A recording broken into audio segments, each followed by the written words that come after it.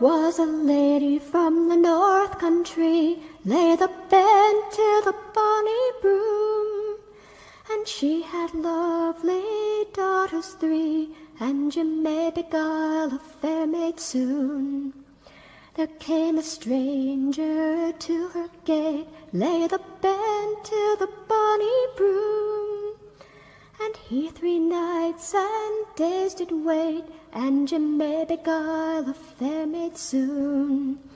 He came unto the lady's door, lay the bed to the bonny broom, and asked where her 3 daughters were, and you may beguile a fair maid soon. The eldest is to the washing gone, lay the bed to the bonny broom. The second is to the baking gone, and you may beguile a fair maid soon. The youngest is to a wedding gone, lay the bed to the bonny broom. And it will be night before they're home, and you may beguile a fair maid soon. He sat him down upon a stone, lay the bed to the bonny broom. To these 3 lasses came tripping home, and you may beguile a fair maid soon.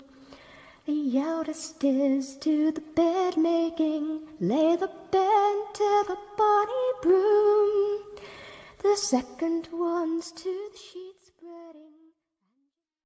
I thought that it was a matter of real concern that planted stories intended to serve a national purpose abroad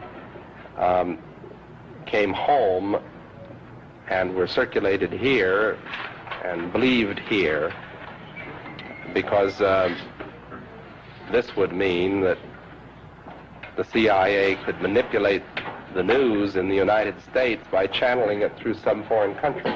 And we're looking at that very carefully. Do you have any people being paid by the CIA who are contributing to a major circulation American journal? We do have people who submit pieces to American journals. Do you have any people paid by the CIA who are working for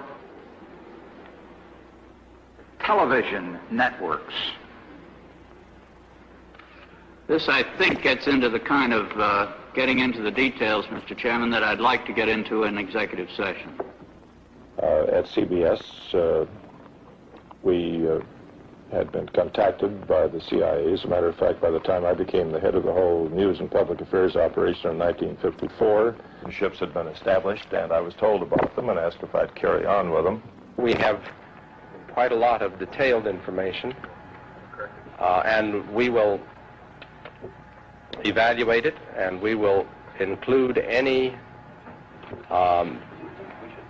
evidence of wrongdoing or any evidence of impropriety in our final report and make recommendations.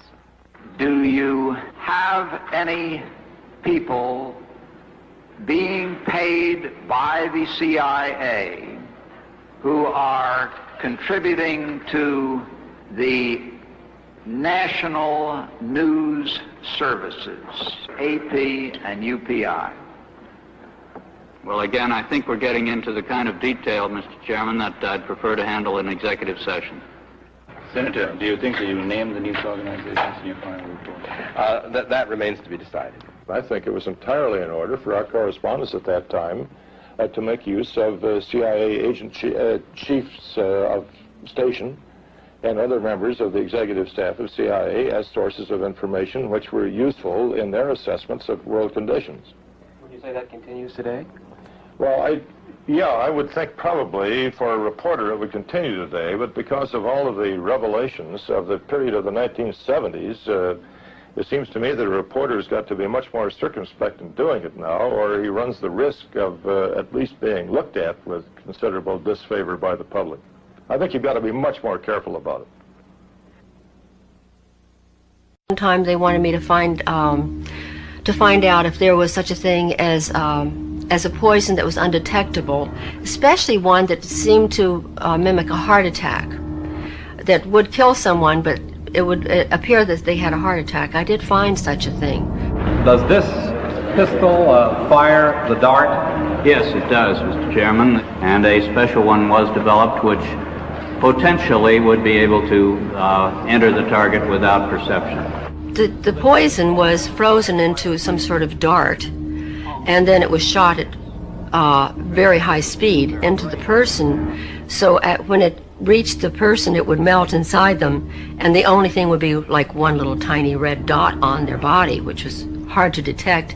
There wouldn't be a needle left or anything like that in the person. But also the toxin itself would not appear in the autopsy? Yes, so that there was no way of perceiving that the target was him. This evening, getting under the skin of the Ivy League, those 8 old, definitely distinguished colleges that are known for their ivy-covered buildings and their sometimes superior attitudes to other colleges and universities, which often gets under the skin of people who went elsewhere. Yale University is 300 years old this year, and were you to visit its campus, you would see that it still has exotic clubhouses, which look like tombs where Yale's legendary secret societies meet.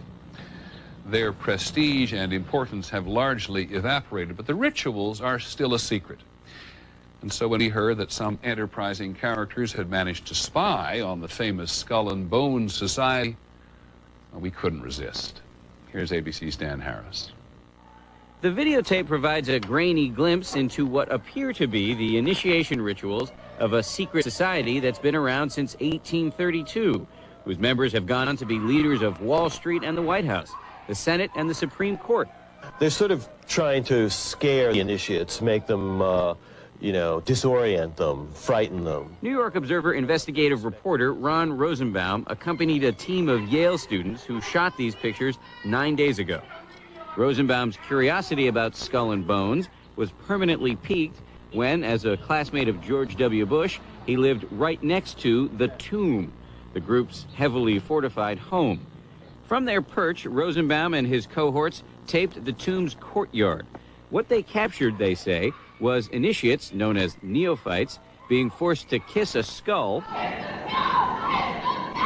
then members performing a mock killing. It may look like your average fraternity nonsense, but Rosenbaum says it's not.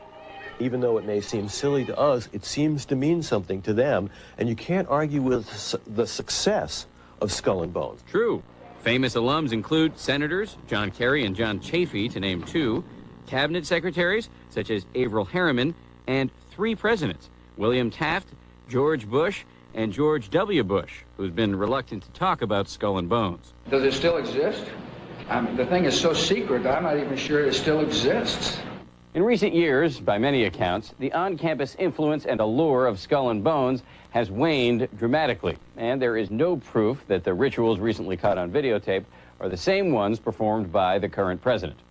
Still, Rosenbaum says the tape is a valuable artifact, an extremely rare view into the secret society that groomed the American ruling class for generations.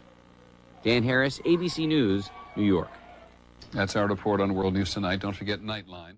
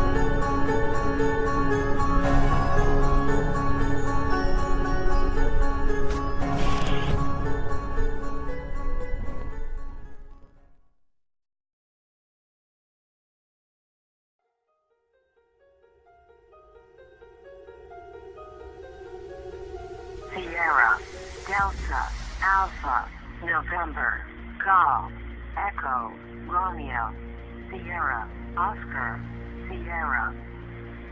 India, Tango, India, Sierra, Delta, India, Romeo, Echo, Foxtrot, Oscar, Romeo, Yankee, Oscar, Uniform, Tango, Oscar, Echo, Victor, Alpha, Charlie, Uniform, Alpha, Tango, Echo, Bravo, Echo, Charlie, Alpha, Uniform, Tango, India, Oscar, Uniform, Sierra, Tango, Hotel, Echo, Yankee, Alpha, Romeo, Echo, November, Oscar, Tango, Hotel, Uniform, Mike, Alpha, November, 042933964230, Sierra, Oscar, Sierra, Delta, Alpha, November, Golf, Echo.